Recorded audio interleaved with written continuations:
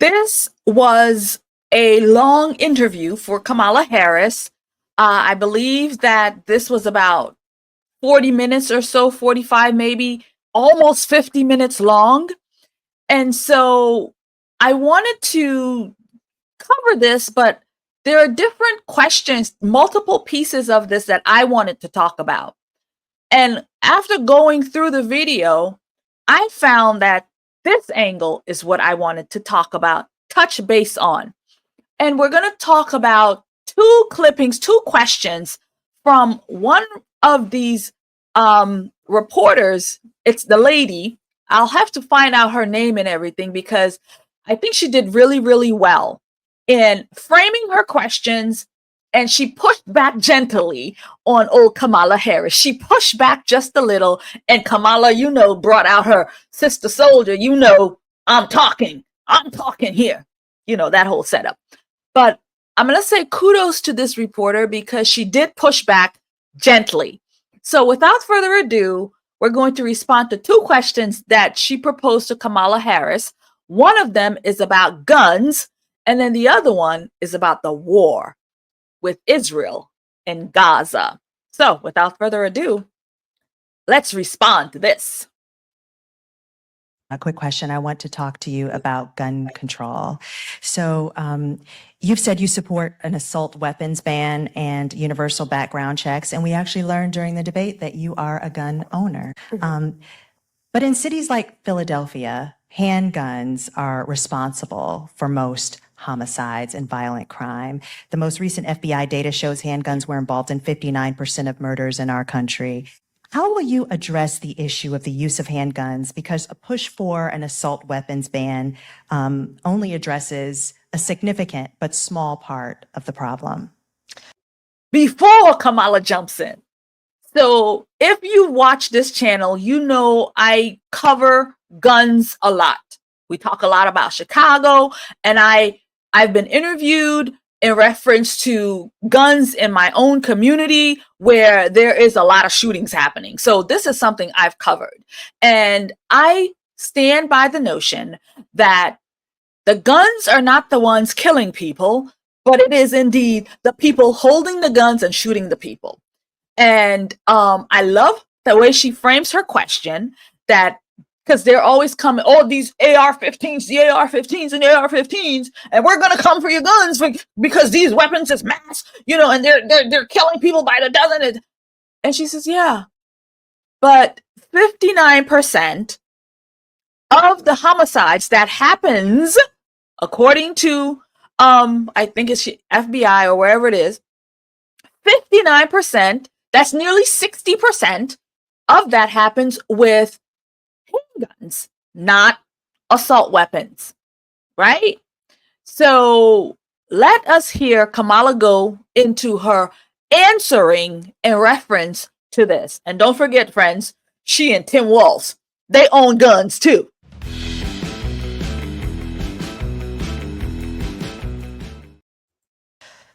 So, first of all, yes, I am a gun owner, and Tim Walz is a gun owner, and we're not trying to take anybody's guns away from them. But we do need an assault weapons ban.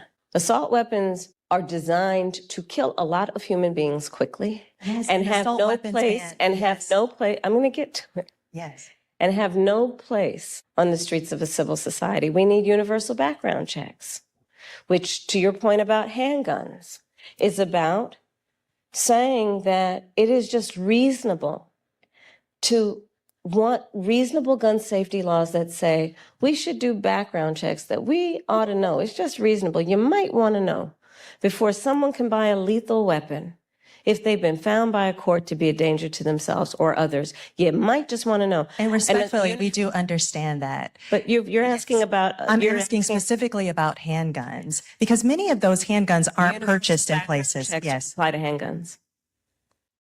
Hold the presses, friends. You saw that, right?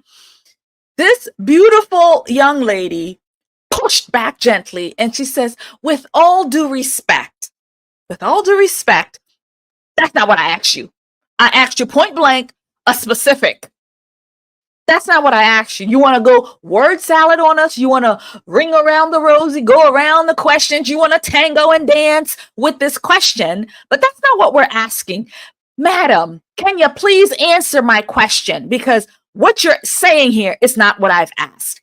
And I'm going to need you to answer me. Man, I kind of want to hear that again. Let's do that again, because man, that was sweet. Let's do that again.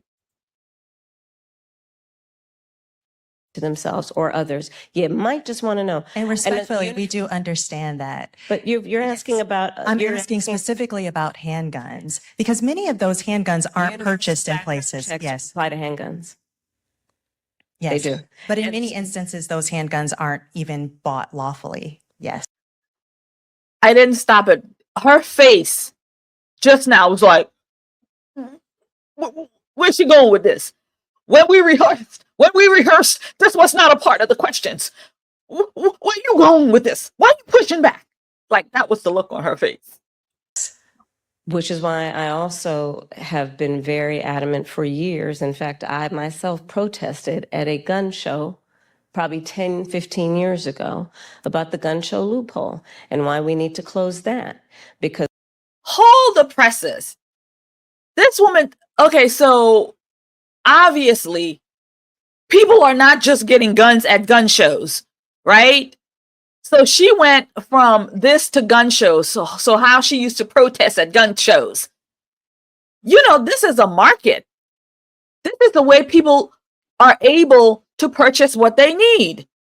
There are no loopholes because you got to show ID. You got to purchase proper. You got to purchase it proper. You don't just go to a gun show and they just give you a gun. No, you need to have all your stuff in place. I know. We live in Florida. We always at the gun show. We always at the gun show. what ends up happening is that gun shows at flea markets, gun dealers are not, under existing law in the past, required to register their sales.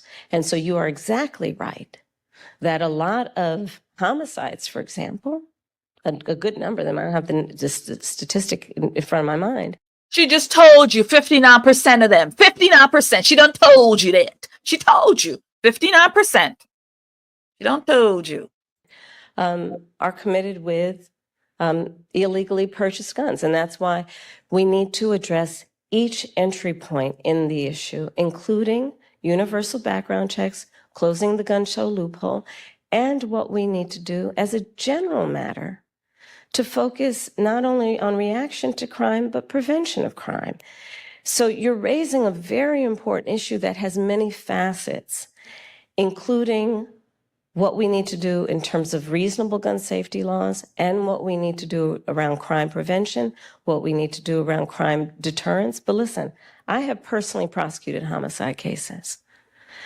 I have held the hands of mothers who have come to me crying, who have said, I only want to talk to Kamala, because they knew when they sat down, I would treat them with the dignity and respect that they were entitled and due about the loss of their child, often their son, to gun violence and the need to take it seriously.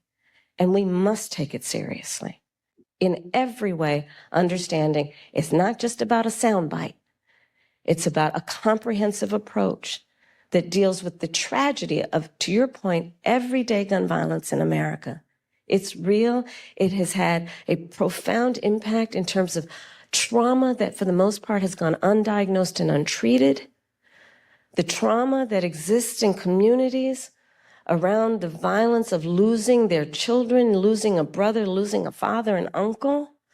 All of that must be addressed, and we have to have a holistic response to it. We haven't thought about yet, because every time we bring up this issue of gun violence, universal background checks comes up and a ban on assault weapons. Are there other solutions that you're also thinking about that will get at this issue? Absolutely. Before she goes on, so I'm telling you, this girl is good. She's asking some good questions there. She's asking some good questions. So absolutely. So what are you going to do? Are we going to have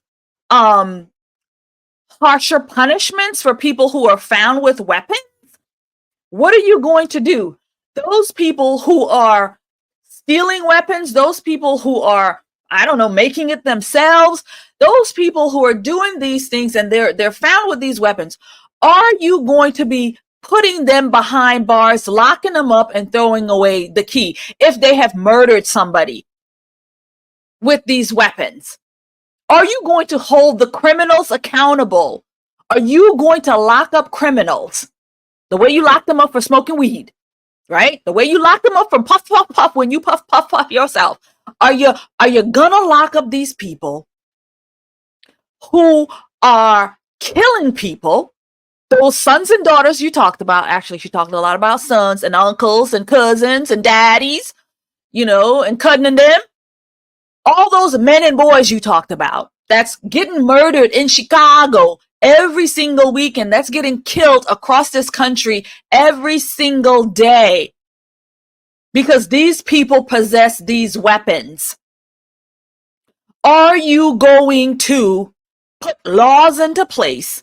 Or we already have laws on the books. It's just a matter of following through with the law, following through with these things. Are you going to make sure that the law enforcement are able to arrest, prosecute, lock up these people for these crimes that they're doing? Are we going to make it easier when we know that these are the gangs in the community committing these crimes and killing these people? Are we going to go after them? Are we going to put the FBI on alert? Just like the FBI currently is right now is in Springfield, Ohio, having their setup there. So if the migrants are being, mishandled, the FBI is there to deal with it. How are you putting people, the FBI in these areas like Chicago to be ready to take down these people who are killing people? Like, what exactly are you going to be doing, Madam Vice President? Let's hear her go. Absolutely. For example, part of what we did as vice president with the president, we were able to pass the first meaningful gun safety legislation in 30 years. And part of what that involved was millions and millions of dollars to put more mental health counselors in public schools, right? Because we know that there is an aspect of this that is about treating the trauma and dealing with it at its source before it ends up manifesting itself in a problem. There is the work that we need to do that is about putting resources into communities around violence prevention. I've been a big advocate of that for years, which includes what we need to do around putting resources into community-based intervention that is not just requiring on the good people in the community to volunteer to do the intervention, but actually paying people to do it because it's a full-time job. It's about understanding what we need to do to, again, understand that, to your point, we have to have a holistic response to this issue and prioritize it instead of reacting to the tragedy that, sadly, they are too predictable. Let's all agree, enough of that. There are very few solutions that we haven't thought of. We need to put the resources into them. Madam Vice President. Hold on.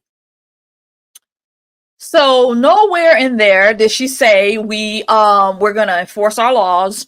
If you commit a crime, you're gonna do the time. Nope. We're gonna sing Kumbaya. We're gonna get counselors and we're gonna talk to them about their mental issues and we're gonna talk to them about what happened to them when they were a baby. We're going to talk to them about maybe, I don't know what kind of drama it was that, did this to them, but we're going to make sure we're going to put systems in place to make sure that it's prevented. We're going to put counselors on the ground and we're going to put units together on the ground and we're going to just kumbaya it all the way until they stop shooting people and until they stop killing each other. We're just gonna kumbaya it all the way. That's what we're gonna do. We're gonna kumbaya it all the way. We've come to the end of this clipping, and so I shall remove it from the stage. Friend, if you enjoyed that segment, then watch the full episode right here.